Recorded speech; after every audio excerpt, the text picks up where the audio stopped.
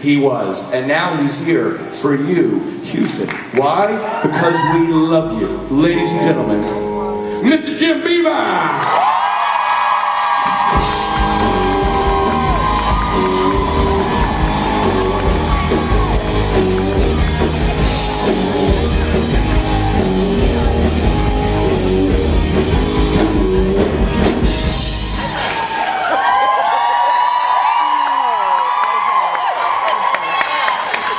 You guys really can play. Yeah? Ask him.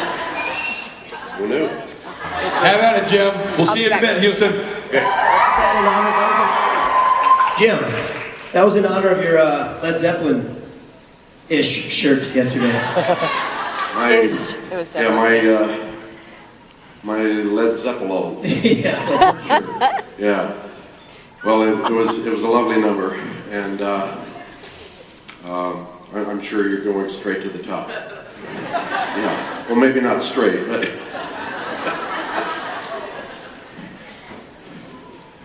Hello, Houston. It's great to be back home in Texas.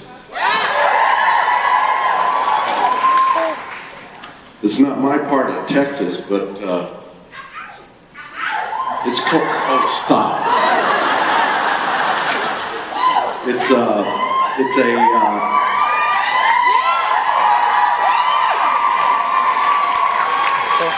It's about 350 miles from where I grew up, but it's close enough for dinner theater. So, yeah, I don't have anybody here to divide attention from me. So, I hate this. I can't see you. So, everybody take your flashlight app and point it at your own face. Oh, hey, that kind of works. Actually, that's kind of freaking scary. So, maybe not. Yeah. You know, that was half scary, half cool. Anyway, I can't, like I said, I can't see, so I can't tell if there's... What?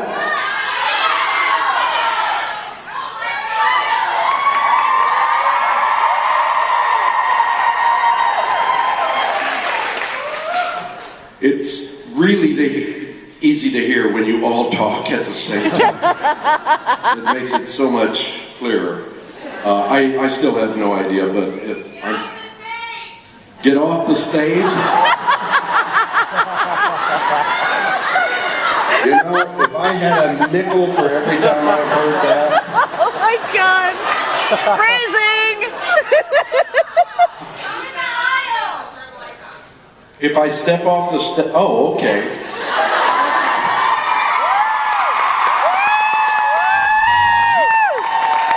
Did it happen? Yeah. Oh, okay. Whoa, hello.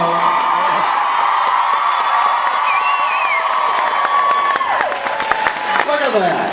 Now, is there a switch in the floor? You guys are just messing with me. Yeah. Yeah. Okay. Holy cow.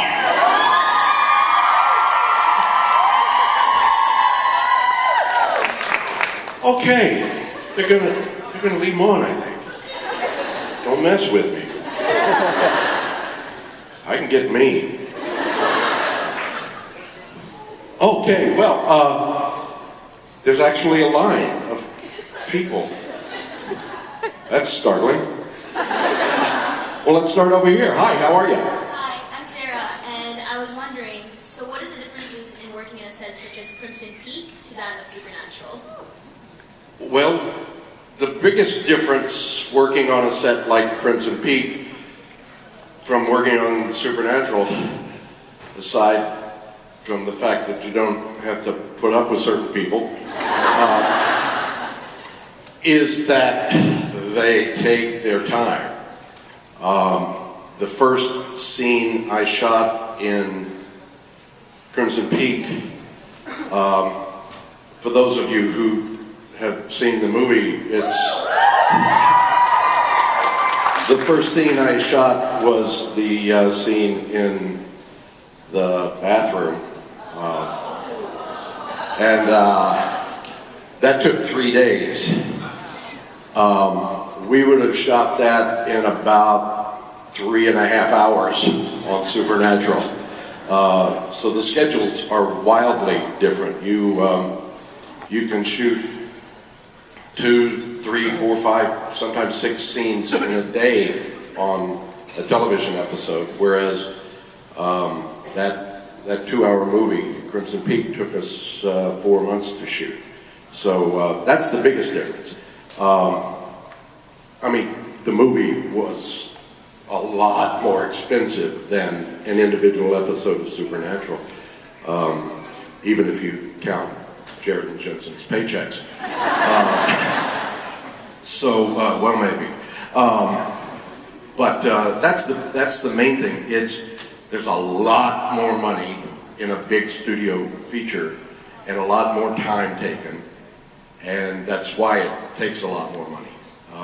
So that's the biggest difference. And also, when you do a big movie like that, people who have never seen Supernatural see it. And, well, some did. But yeah, that's the big difference. Thank you. Thank you. Hi. Hi, I'm Lucia, and I actually have 2 questions. Yeah? My first one is, what's the difference between your kiss with Kim Rose and your kiss with Mark Shepard? Here we go. And the second one is, what are your thoughts on Destiel?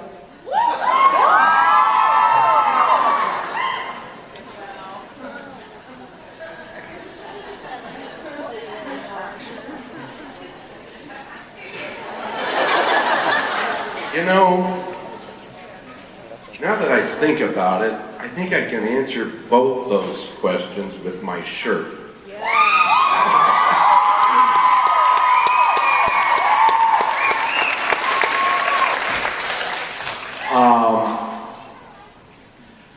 I like kissing girls. I really do. And Kim, despite the fact that she says she never quite got it right, she did really, really well. As to the other, that's more than, you know, they have these people who sit in a building in Burbank, California, and write Mark the Shepard show. kissed some guys in the show, so I don't know if that counts as a girl, but... Yeah, well, let's just say I think you guys are the writers of that other. So, and more power to you, you know. Hi. Hi. So your book about your wife was written before you were Bobby Singer, and I understand actors are not characters, but when I read that book, I hear Bobby saying so many of those things. So is Bobby Singer, the character, more like Jim Beaver than any other character you've played? He's on alcohol. Wow. Okay. Well, first off, he's not as hot as I am.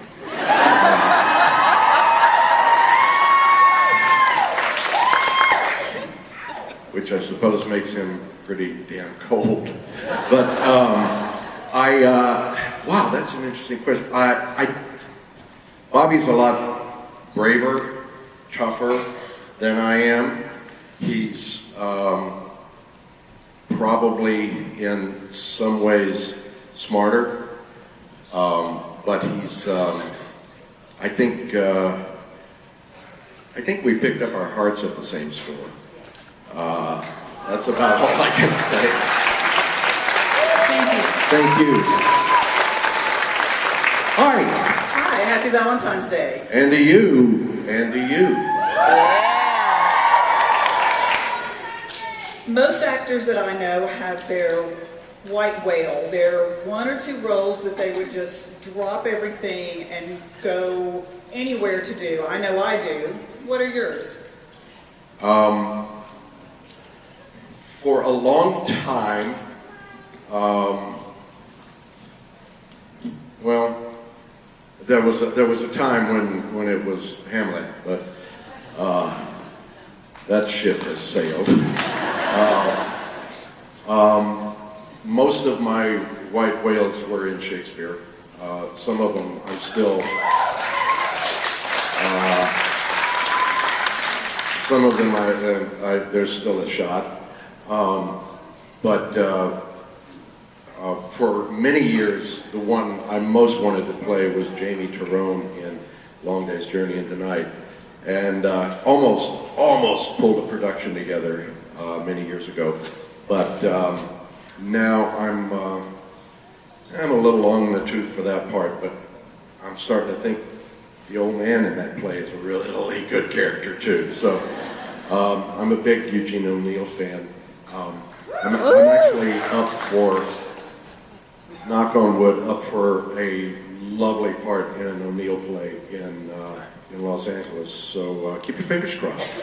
Yeah. Thank you. Hi. Hi, I have 2 questions. Second one first. Second one first? Okay. No, who cares? She was going to do it. Do you think that the boys would have been raised differently and had a different outcome if they were raised by Bobby other than John? And the second question is, do you have any party tricks? And if so, can you show them? Do I have any party tricks? Yeah.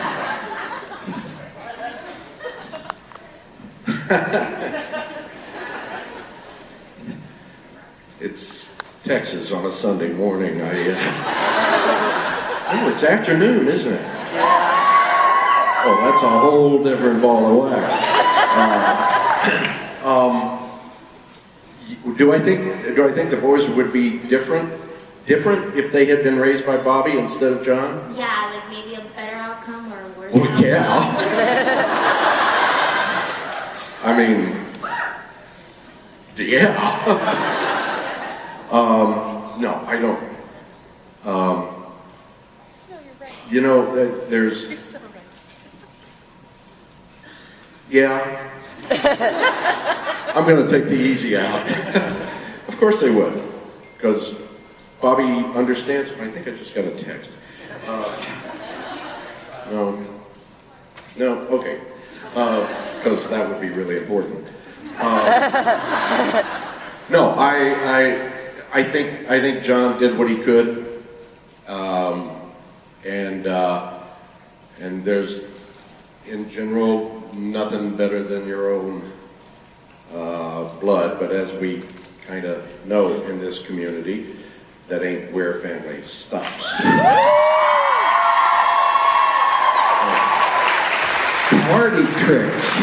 Party tricks. You know, back in the days when everybody smoked, I had a good one.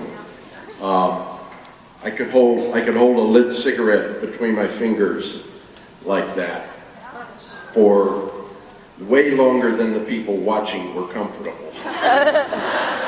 But nobody smokes anymore, and I haven't tried that in years. So I can't think of any others.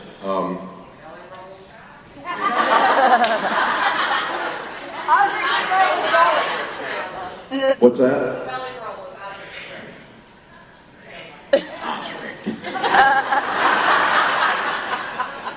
That mouse poop.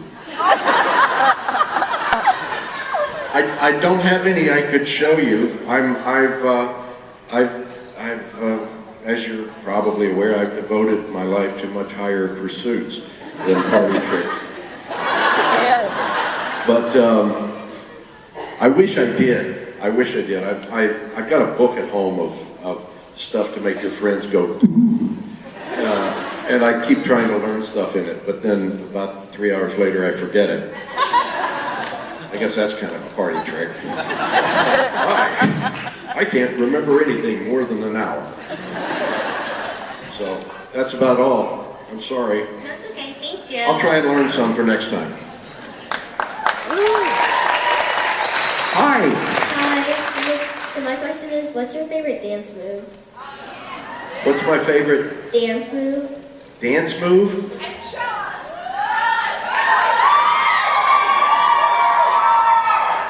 My favorite dance move.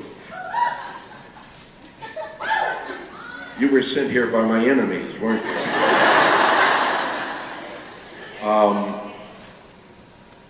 You know,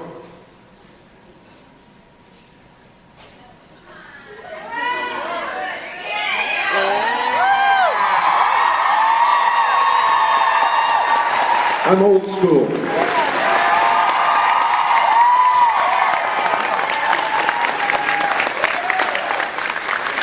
You thought you were going to get me to twerk, didn't you? Oh, man. No. El Chanso Gordo. Yeah, that was, yeah. Was there another part to that question? No? Okay. Well, thank you. Thank you. You're sort of adorable. Hi. Hi. What is one of the most embarrassing things that happened on the set of Supernatural? Most embarrassing.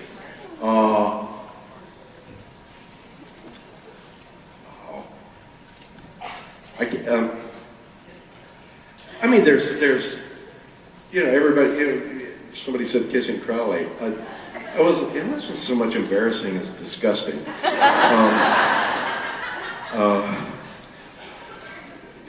And I don't mean to suggest that male-on-male kissing was disgusting. It's Mark. It's very specific kind of disgusting. Embarrassing. You know, that one's kind of hard. I'm always embarrassed if I blow my lines and don't have a good cover. You've seen, I'm sure, on the gag reels that we blow our lines a lot, and usually there's sort of everybody tries to kind of be cool about it after they've messed up, and I'm pretty good at kind of making a silk purse out of a sow's ear, but every once in a while I just blow it and I look stupid and I haven't got anything funny to say to cap it, but it's not nearly as embarrassing as trying to answer this question right now. But that's the best I can do. Thank you. Hi. I'm Kendall. Hi. My question is, what's your favorite superhero, and how do you think your character portrayed them?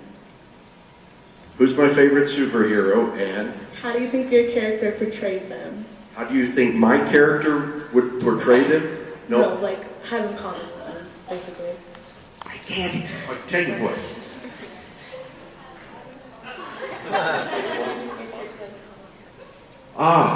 Who's my favorite superhero, and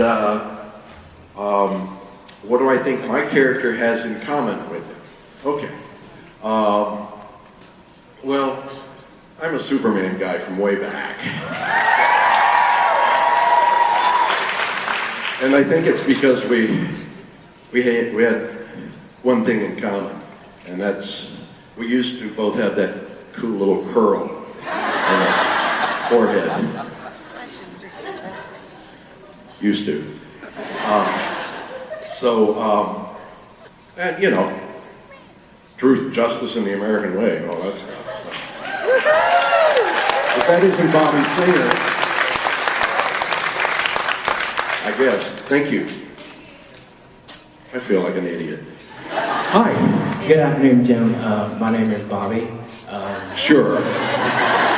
Yeah, right. My question is, being that today is Valentine's and all, what would Jody and Bobby be doing today? They wouldn't be doing it in front of you people.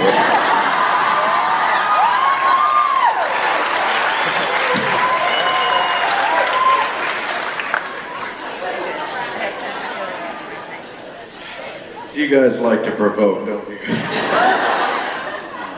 Excuse me, the elixir of life.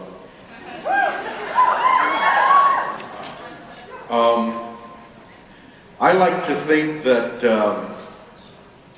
on Valentine's Day, Jody and Bobby, if they, yeah, they'd be,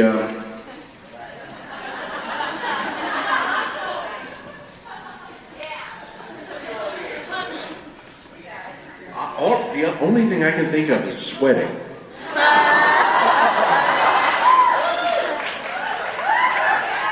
And that's as far as I'm going with that one. Thanks, man.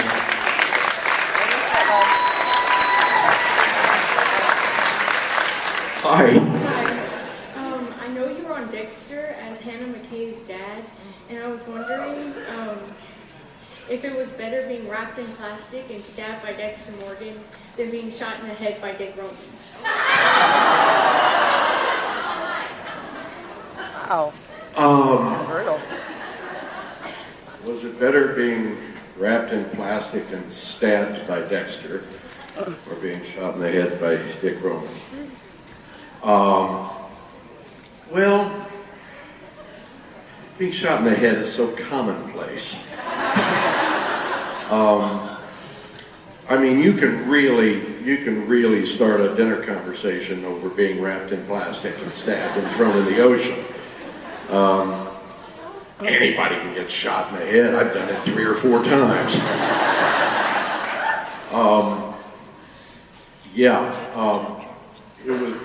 It wasn't more fun to shoot because I was wrapped in plastic for about 5 hours. I was fortunate, as I understand it. The crew on Dexter told me that I was the first person that Dexter wrapped in plastic and killed who wasn't naked. So I was pleased, and it made me complain less. Yeah, it's kind of interesting when you're completely wrapped from head to toe in plastic wrap, and they call lunch. Because maybe they unwrap you and maybe they don't. Didn't have that problem on Supernatural. I just, I didn't have to do anything. They just held up a hat with a hole in it. So that was pretty easy. Thank you. Hiya. I actually am a fan of Crimson Peak. I know we were joking about that earlier, but I wanted to know what it was like working with Tom Hiddleston.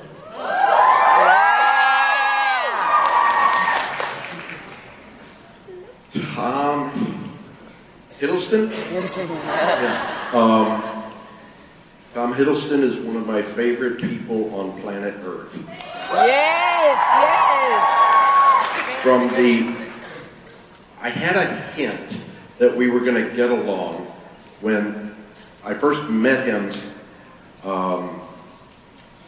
I went to Toronto several months before filming just to meet with Guillermo del Toro and wardrobe people and just talk about, also there was some prosthetic stuff they had to plan months in advance.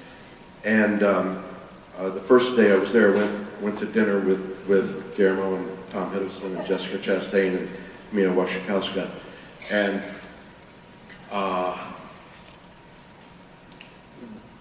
dinner ended up being a conversation about Hamlet, and which was fascinating.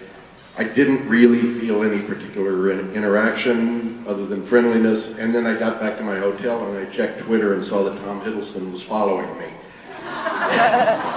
And I thought, that's kind of cool.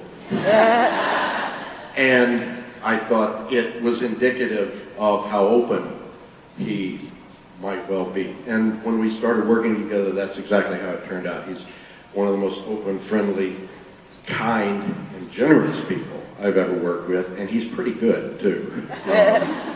And we spent that 4 months on Crimson Peak talking Shakespeare and our personal lives. I gave everybody in the cast a copy of my book, and on the first day of shooting, Tom told me he had read it the next day. And I thought, I mean, come on, that's a pretty cool guy. I love him like a brother, slightly younger brother, but I really, really do admire and love him. So yeah, I had a great time working with him. I had a great time working with all of them. That cast was amazing and friendly and generous, and since I was the only person in it I never heard of,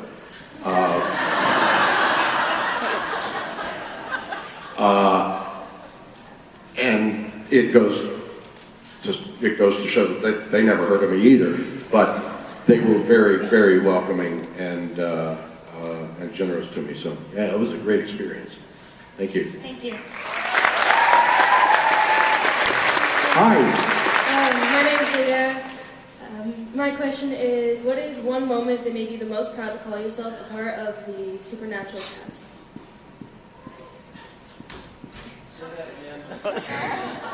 What is one moment that made you the most proud to call yourself a part of the Supernatural cast? What was one moment that made me the most proud to call myself part of the Supernatural cast?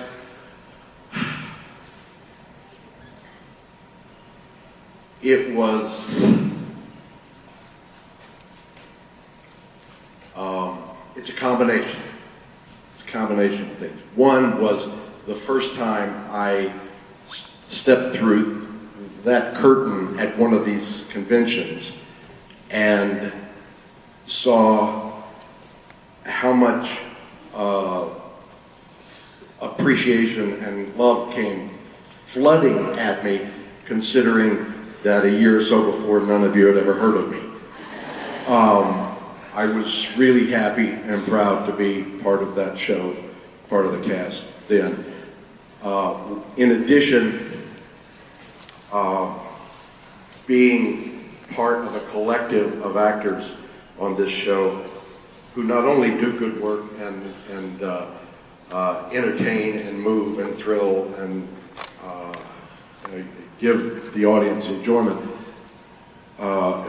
without exception, the people I work with on the show are very cognizant of the gifts they've been given, and there's an awful lot of effort on their part to give back to the community.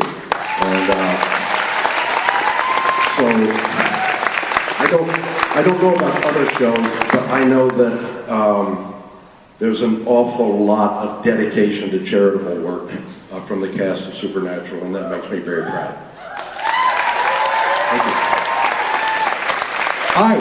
Hi, my name's Taylor, and my question for you is, everybody is so scared to like prank the boys and everything, but then your character comes in with Sam and Dean and he insults them all the time, so I'm curious, are you brave enough to actually mess with them outside of being Bobby, like as yourself? Yeah. Yeah. I answered a question similar to this yesterday, that my vast professionalism keeps me from doing a lot of that because we're doing a job and we all want to go home at the end of the day. But no. My reluctance to prank the boys is largely a factor of my lack of imagination on how best to do it. The willingness is there. I don't do it much because it's kind of like,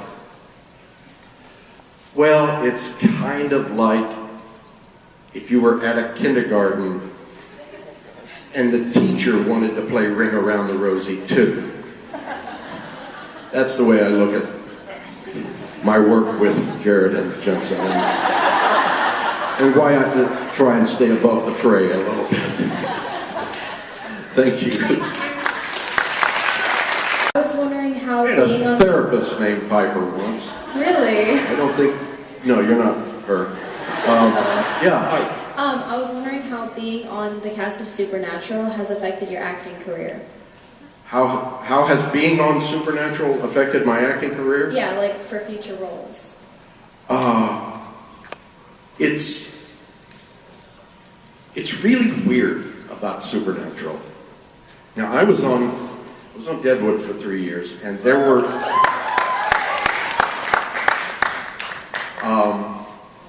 I kept running into people who told me they had heard about the show. I mean, out in the world, in Illinois or Iowa or South Carolina. Oh, I've heard about that show. In Hollywood, everybody I worked around knew the show. And I got fairly well known within the business fairly quickly because I was on that show. On the other hand, going out into the world, away from Hollywood, it seems like everybody knows Supernatural. And that's what people recognize me for out in the world. But in Hollywood, they say, what are you doing now? I say, I'm doing Supernatural. And they say, oh, what's that? And I say, it's this you know, sci-fi fantasy occult thing on the CW. And they say, oh, is it a new show? And I said, no, it's season 11. And they're like, really? And so the long way around the barn, what I'm saying here is that being on Supernatural hasn't had this huge effect career-wise because the people in Hollywood who are making movies and TV, it's kind of under their radar. But you guys... And because you guys pay attention to the show, and to a certain extent to me, that has a ripple effect back to Hollywood. And they understand that I have an audience, and it sometimes is helpful when something new comes up. But also, now that we've been on for 11 seasons, there's more and more people in the casting end of things who grew up with the show. You know, they're in their 20s and they've watched the show from the beginning. So it's a lot different than when we started back in 2005. Because nobody knew anything about it then. So I hope, is that an answer? I don't know. Okay, thank you. Hi. Hi, my name is Christy. And one of the shows that I loved to watch when I was little was Get Smart. And it was a rerun then. And I loved Don Adams. So I was very thrilled to know that you were married to his daughter. May she rest in peace. I'm sorry for your loss. I was curious what it was like being his son-in-law. What was it like being Don Adams' son-in-law?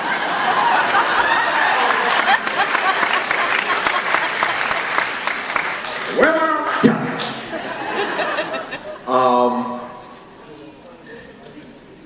It was what they usually refer to as a mixed bag. He was one of the funniest people I ever met in my life. And I'm not talking about on screen. I mean, in person, the man had a genius for comic